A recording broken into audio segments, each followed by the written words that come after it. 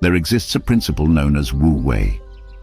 Wu signifies none or not, conveying a sense of negation, while Wei encompasses a range of meanings, including action, making, and most notably forcing. Thus, Wu Wei can be understood as the principle of not forcing in all that you do. When observing any artistic performance, whether it be a dancer, actor, or musician, it becomes immediately apparent when the performance is forced. It lacks authenticity, feeling artificial and unnatural. Some who delve into Taoist teachings mistakenly interpret Wu Wei as advocating for inaction or laziness, akin to laissez-faire. However, this is a misunderstanding. Wu Wei does not imply a constant state of passivity. Instead, it acknowledges that there is a time for action. For instance, consider the practice of judo. When studying this martial art, one learns to utilize muscle only at the precise moment when their opponent is vulnerable, off balance, and overextended. It's a strategic application of force, adding just enough muscle to execute a throw. At all other times, one refrains from exerting unnecessary force. This illustrates the essence of Wu Wei, acting with effortless precision and timing, knowing when to act and when to refrain, never forcing actions that are not in alignment with the natural flow of events. As Shakespeare aptly noted, there exists a tide in the affairs of men, a natural ebb and flow that, when seized at its peak, propels one towards fortune. This understanding forms the bedrock of Wu Wei, the art of aligning oneself with the current of events, rather than resisting or forcing against it. In essence, Wu Wei is akin to the art of sailing, where one navigates with the wind and tide, rather than the arduous exertion of rowing against the current. Laozi, in the Tao Te Ching, famously remarked on the nature of virtue, stating that superior virtue has no intention of being virtuous, yet it effortlessly embodies virtue. Conversely, inferior virtue strives to maintain its virtuosity, ultimately falling short. In simpler terms, true Wu Wei is not about cultivating passivity or even spontaneity. It transcends intentional action, flowing effortlessly with the natural rhythm of existence. Conversely, those who attempt to emulate Wu Wei through deliberate effort ultimately miss the mark. This is not a matter of striving to be the Tao, or the realization that we are all manifestations of the universal essence, known in Vedanta as Brahman. It's about surrendering to the inherent wisdom and spontaneity of the universe, allowing life to unfold with grace and ease. Some individuals, upon grasping the concept of the eternal self of the universe, beyond all description, classification, or thought, may mistakenly adopt an attitude of carefree abandon, believing they can now indulge in any whim or desire with impunity. However, true spontaneity doesn't manifest in simply rebelling against societal norms or blindly doing the opposite of what's expected. Even such rebellious acts are still dictated by the rules of society, albeit in reverse.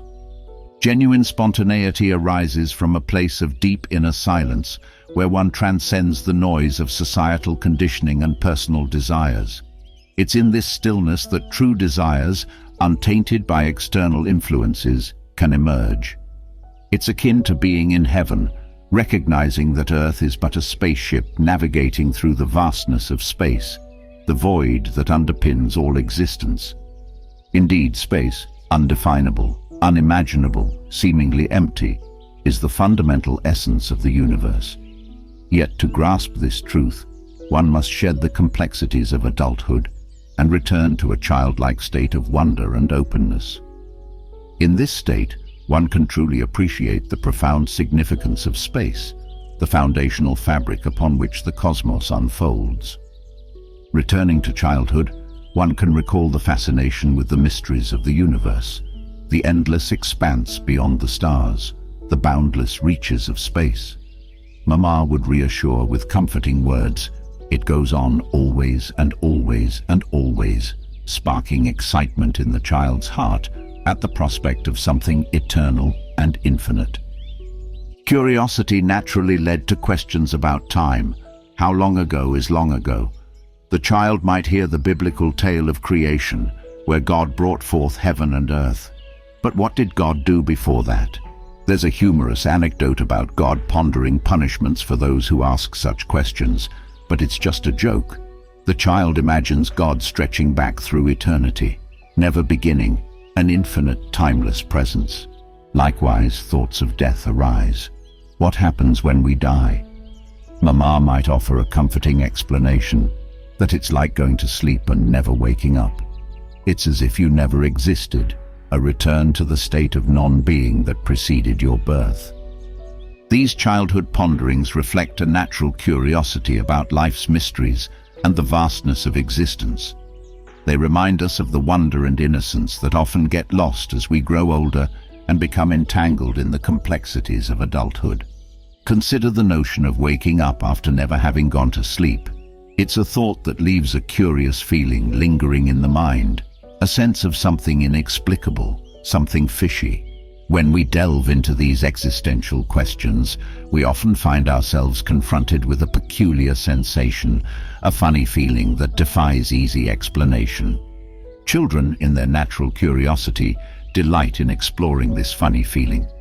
They revel in the strange and surreal aspects of existence, spinning around until the world seems to tilt, making faces and testing the limits of their bodies. They intuitively understand that the world is a bizarre and enigmatic place, even if adults try to obscure this truth. Growing up often entails learning not to acknowledge this innate awareness of life's mysteries, to suppress the instinctual recognition of the world's inherent weirdness, yet to rediscover the truth, to uncover the essence of existence once more as adults. We must return to a childlike state of openness and curiosity. So what does this entail? It means setting aside our preconceived notions and beliefs, our philosophical and religious views, and even our logic. It's a metaphorical invitation to leave behind the baggage of our minds, to check our ideas and opinions at the door, and to approach the mysteries of existence with fresh eyes and an open heart. So, ladies and gentlemen, I invite you to heed this advice, to check your intellectual baggage at the door. You can always pick it up again when you leave, should you feel the need for its familiar comfort. But for now, let us embark on this journey with a childlike wonder and a willingness to embrace the unknown. I'm not here to debate or challenge your opinions and beliefs. Instead, I propose an experiment, a temporary suspension of our ingrained views and perspectives, allowing us to perceive the world with fresh eyes, as if we were newborns encountering it for the first time.